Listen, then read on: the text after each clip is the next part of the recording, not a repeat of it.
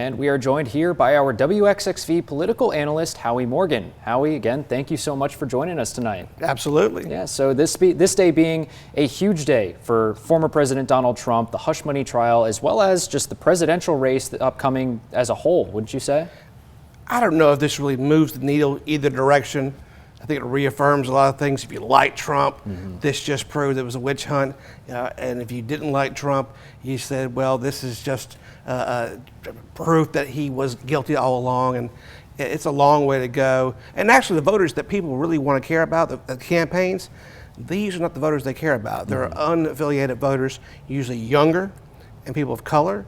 And they care about one thing, the economy. They don't care about Trump's trial.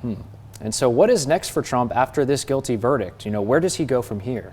We have to wait for the actual sentencing, for the legal part of that. But the political part, I think the campaign goes on. This doesn't change anything. Both campaigns are more excited about the debate because both campaigns have the same theory of the campaign. It's all about Trump. And Trump wants it to make it all about himself. He thinks he can easily crush sleepy Joe Biden. And Biden wants to show him on video saying, once again, here's all the crazy things that Trump says. So I'm looking forward more to the debate than I am the July 11th sentencing hearing. And so you mentioned the debates that are coming up. How is this guilty verdict going to affect the presidential race coming up as a whole? I don't know. Maybe the announcers, the debate moderators will have some things they want to say about this, but I don't see how it really affects a whole lot of things. It's still, you know, as the Bay St. Louis's own James Carville says, it's all about the economy, stupid. And so I think those are the things that voters are really caring about and focusing on. And other issues will become out that, yes, I'm sure this will be part of that. But there are more important things, I think, that people are concerned about. Everything from the war in Gaza, Ukraine, our budget deficits, to the crazy things that are happening on college campuses. So people are more concerned about those kinds of things. Crime issues right now. We saw a lot of changes in the West Coast in very progressive areas where they changed the leadership in both the police as well as the district attorney's offices. So there are more things to talk about than just the Trump trials. Gotcha. And there's more trials to come. Stay tuned. We've got more for you. What would need to happen on the July 11th sentencing? What would need to happen there in order for Trump to not run due to legality reasons? I don't see anything that's going to stop him. The appeals process in New York, I was just listening to two people that I think are very, very intelligent lawyers who talked about how the fact that once he appeals, there's no way he's going to be in jail. And so that appeals process will take quite a bit unless the New York Supreme Court somehow changes that. But I think we're months away for anything like that to happen.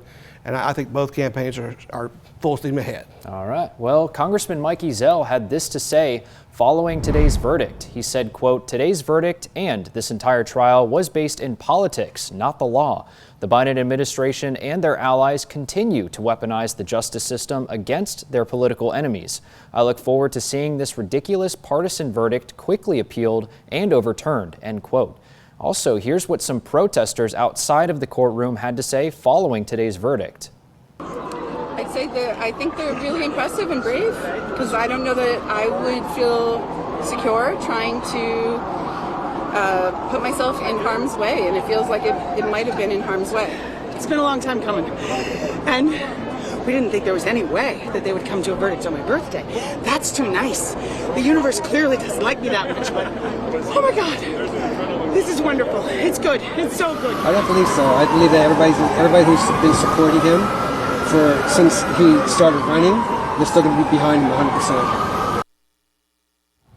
And like we mentioned before, former President Trump's trial is now set for July 11th. Now, Howie, after hearing Congressman Mike Ezell's comments, as well as, some of the reactions from the protesters, what do you have to say about that?